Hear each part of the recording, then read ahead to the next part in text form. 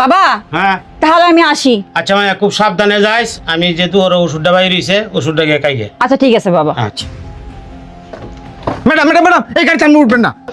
ছোট লোকের বাচ্চা, আমি এই গাড়িতে উঠবো না মানে? ম্যাডাম আমি আপনার অনুরোধ করে কইতাছি এই গাড়িটা আপনি উঠুন না যায়, আমার অনুরোধটা একটু রাখ কয়েন। ছোট লোকের বাচ্চা, তুই এসব কি বলতেছিস? তোর অনুরোধ রাখবো মানে? ম্যাডাম আমি যা কইতেছি আপনি ভালো লাগে কইতেছি, আপনার গাড়িটা উঠুন না যায়, এই গাড়িটা উঠলে আপনার বিশাল বড় ক্ষতি যেতে পারে। ম্যাডাম আবারও কইতাছি আমার কথাটা একটু রাখ কয়েন। তোকে আমি ভালো ভালো বলতেছি, তুই গাড়ির সামনে থেকে সরে যা, আমি একটা জরুরি কাজে যাচ্ছি। যদি তোর জন্য কাজটা না হয় তোর কিন্তু খবর আছে।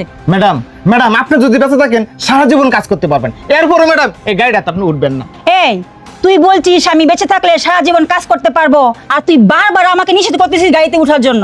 এই কথা বলার মানে কি? আর এই ছোট লোকের বাচ্চা, তুই যদি আবার আমাকে গাড়িতে উঠতে নিষেধ করিস না, তোর কিন্তু চাকরি থাকবে না, আর তোর উপযুক্ত শাস্তির ব্যবস্থা নিব। ম্যাডাম আপনি আমাকে চাকরি থেকে বাতিল করে দিন, আপনি বলছেন না আমার উপযুক্ত শাস্তি দিবেন, আপনি যা শাস্তি দিবেন সবাই মাথা পেতে নিব। এরপর আপনাকে বলতেছি এই গাড়িটা আপনি উঠবেন না। আর ম্যাডাম আপনি বলতেছেন না আপনাকে গাড়িতে উঠতে বারবার আমি কেন নিষেধ করতেছি, আমি আপনাকে গাড়িতে উঠতে বারবার কেন নিষেধ করতেছি তাহলে শুনেন। তোর জোগাড় সব আনছিস তো? আনছি উস্তাদ।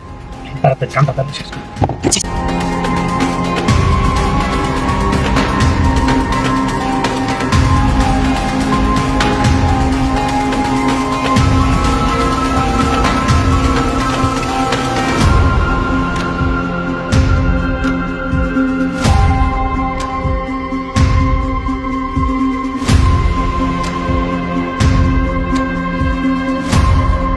এবার শুনলেন তো ম্যাডাম?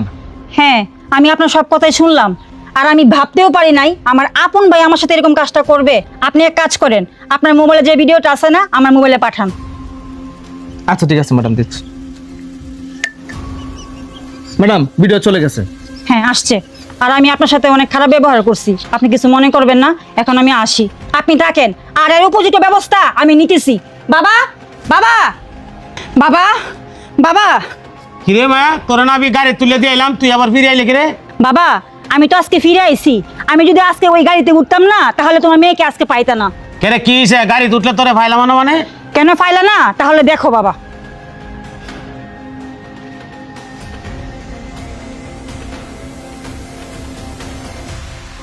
আচ্ছা রাখ তুই, এটা আমি দেখতেছি। আয় রানা, রানা কই রে?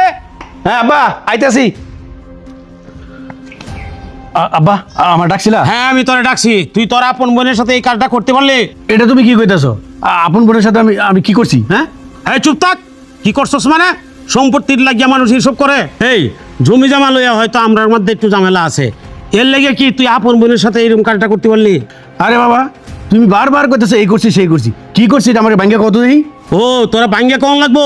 তুই কি করছস তুই জানোস না? এই দেশে মোবাইলটা, এই দেখ কি করছস দেখ।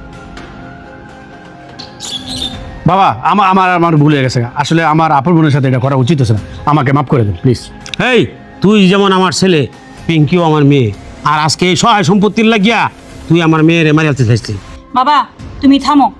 ভাইয়া শুনো, আজকে এই সয় সম্পত্তির জন্য তো এত কিছু। বাবা শুনো, তোমাকে একটা কথা বলি, তোমার যা সয় সম্পত্তি আছে তুমি এই সব কিছু ভাইয়ের নামে লিখে দাও, আর এগুলোর প্রতি আমার কোনো দাবি নাই। আমি চলে যাচ্ছি, আমার যদি মন চায় তোমাদের বাড়িতে আসবো, নয়তো বা আর আসবো না। এই জানোয়ার শোন, তুই এই সহায় সম্পত্তির লাগিয়া আমার মেয়েটারে মায়েরা রানির পরিকল্পনা করছিলে, আর আমার এই মেয়েটা সব সহায় সম্পত্তির ভাগ সাইরাত হয়ে গেছে গা। বাবা আমার আসলে অনেক বড় ভুল হয়ে গেছে, আমার বোনের সাথে এটা করা একদম উচিত হয় নাই। আমি আমার বোনের বাসায় দেয়া আমি তার কাছ থেকে মাপ চাই আসবো না, আমি অনেক বড় অন্যায় করে ফেলাইছি।